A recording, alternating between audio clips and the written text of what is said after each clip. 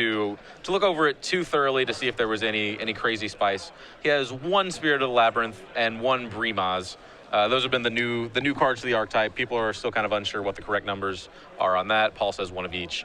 The only other really interesting thing that I saw, he has 2 Mishra's Factory, which is not a standard card in the archetype. Okay, we come to the match here. Paul is up a game, though appears to be on the wrong side of an Umezawa's Jitte from Bryan Olvera. He's a player that I recognize from the LA area as well.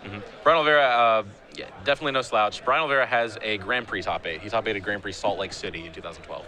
So we see Bryan use the Umezawa's Jitte to clear out a lot of match creatures, cast a Meddling Mage. We'll get confirmation on what that's naming here momentarily. Paul with a the Meddling Mage on Manriki Gasari. Paul with a hand of 2 copies of Mother Runes now after sacking the Horizon Canopy alongside of Manriki Gasari. And those Mother of Runes not going to stick for long should he try to cast them with an active Umezawa's Jitte in play. This feels like a game that's going to be moving on to game number 3 shortly. I would think so. Right when we cut to this match, we saw Paul had a pretty solid board presence in play. That vanished rapidly. Yeah, as Umezawa's Jittes want to do, very good at mowing down small creatures. Yeah, Jitte, definitely the primary threat in a Death and Taxes mirror. I know. I would assume that it applies just as much in a blue-white-red versus Death and Taxes. Basically any Stoneforge mirror. So Stoneforge Mystic comes across for 1 point of damage. Paul with no blocks. That goes and puts 2 more Skatas on the Umezawa's Jitte, a Delver Secrets, and a True Name Nemesis, most likely the nail in the coffin.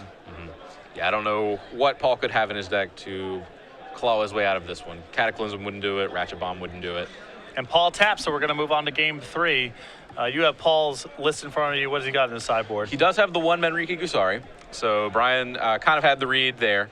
He has a Pithing Needle, which I could see coming in as kind of a backdoor solution to a game gone wrong with a Umezawa's Jitte active. He has 2 Oblivion Rings, which I expect to see him bring in, again, as an answer to the Jitte. 1 Ratchet Bomb, 2 Cataclysm, 2 Aethersworn Canonist, 2 Wiltleaf Legion, 1 Mirror Crusader. Of that last run, I'm not sure I want any of them. Sure. And on Bryan's side, this is very close to the sideboard that Owen Turnwald used in his blue-white-red Delver list to win Grand Prix Washington, D.C. a few months back. The list that basically set the table for what this archetype looks like now.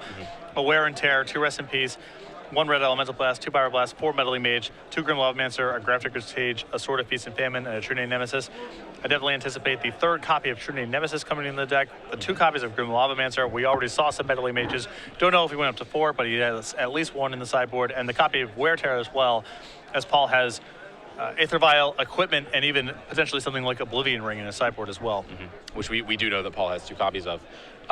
We know that Bryan brought Meddling Mage in for game 2 because we saw it.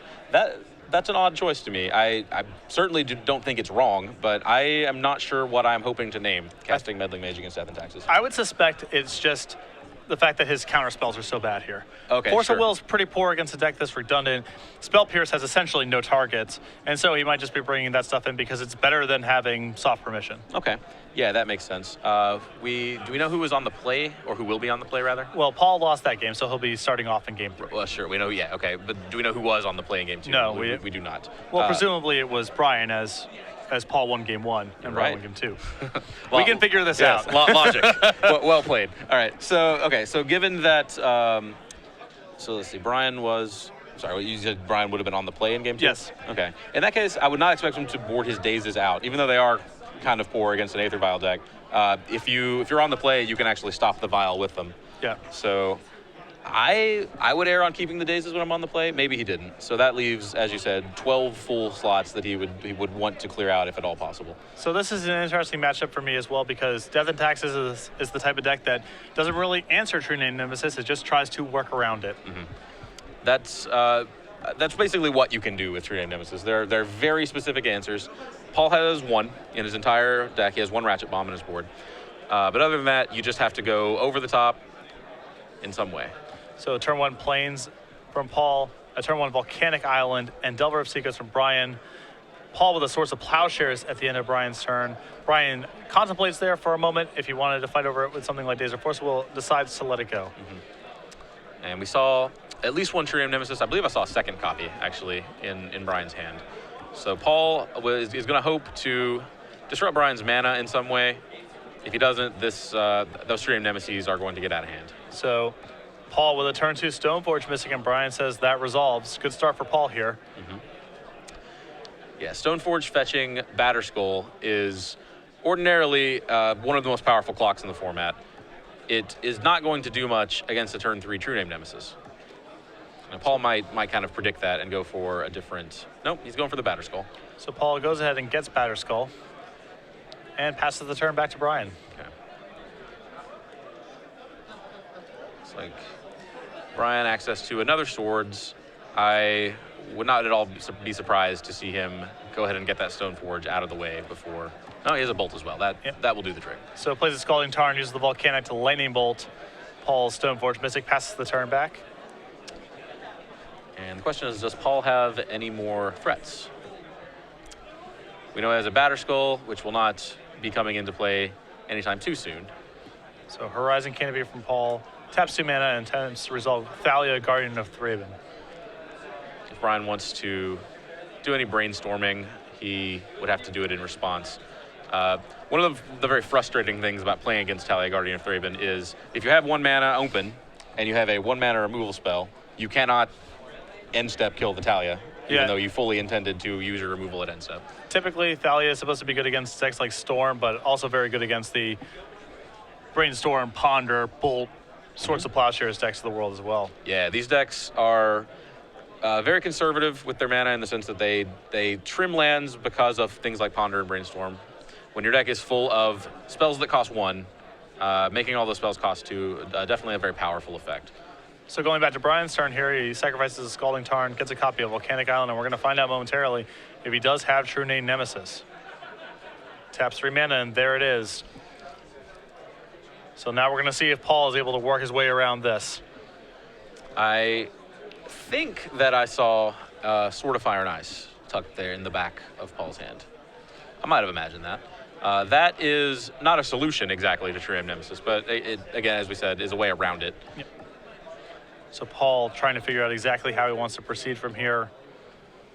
Very challenging card for his mono white creature deck to answer.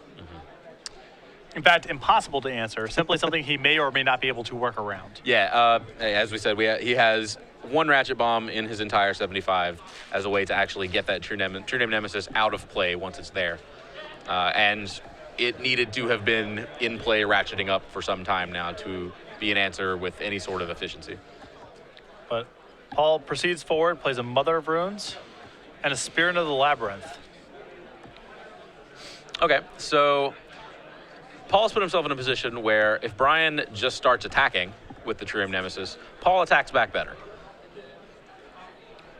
See, Bryan, I believe, picked up Umezawa's Jitte this turn. That is very, very bad news for Paul. That's going to cost 1 extra, so yeah, Paul quickly points that out. So Thalia essentially on time walk duty here. If Bryan had been able to spend 2 mana, spend 2 more mana to equip this turn, and go ahead and get the Jitteing going, I would be very surprised if Paul could come back from that. So Paul still facing down the gun here. Draws Hand of Batterskull, Sword of Fire and Ice, and Plains. And no reasonable answer in sight to this True Name Nemesis and Umezawa's Jitte. And he can't even cast or equip his equipment this turn, again, because of his own Thalia. Yeah, that Sword of Fire and Ice being kind of doubly disrupted by Paul's own spells. Not only can he not cast it for 3 mana due to Thalia, but were he able to cast it and equip it, he wouldn't be able to draw a card with it due to Spirit of the Labyrinth. So Paul goes ahead post-combat after attacking with Spirit of the Labyrinth, and Thalia tries to pay 4 mana for Sword of Fire and Ice. Bryan, with his 1 mana left over, pays a mana and Force of Wills the sword. And now we know what happens next. Oh, yeah. Yeah, Paul slowly loses his X1s. So Bryan, assuming he equips, which it looks like he will, is going to get an opportunity to kill 2 of the 3 creatures that Paul has in play. And I'm actually not sure which one he cares about the least here. I would get rid of Spirit of the Labyrinth first because that's the card most likely to result in a game loss. If I'm in Bryan's seat, and I'm pretty sure that's Okay. the way he's most likely to lose this game. That's fair. Good read by Bryan. I like taking care of the Spirit Labyrinth first. Okay, that's reasonable. Paul actually he does have Horizon Canopy sitting in place, so okay, not for long. There we go. Bryan sees all the angles. Yeah, so Bryan goes ahead, cuts off a lot of Paul's resources here, adds a Grim Lavamancer to the board, another problematic threat for Paul, facing down True Name Nemesis. With Umazawa's GT on it. Paul's board, just a Thalia, some lands, Rashad Port among them. But ever the faithful servant, Paul's Thalia keeps trucking on in. Oh yeah, and Paul, like that Talia doing just as much damage to Paul at this point as it is to Bryan. That is probably the primary reason that Bryan decided that's the one you can keep. So Paul post-combat spends 2 mana on Aether Vial. Paul upkeep uses Rashad Port on Bryan's, I would assume, Tundra as its only source of white mana. It kind of looked like we caught a flash of a Swords to Plowshares as the last card in Bryan's hand. Even if that's what it was, I am not sure he needs to cast it here. You could not sculpt up a much better draw for Bryan this game. No, I don't think so. The Grim Lavamancer being the cherry on top, really.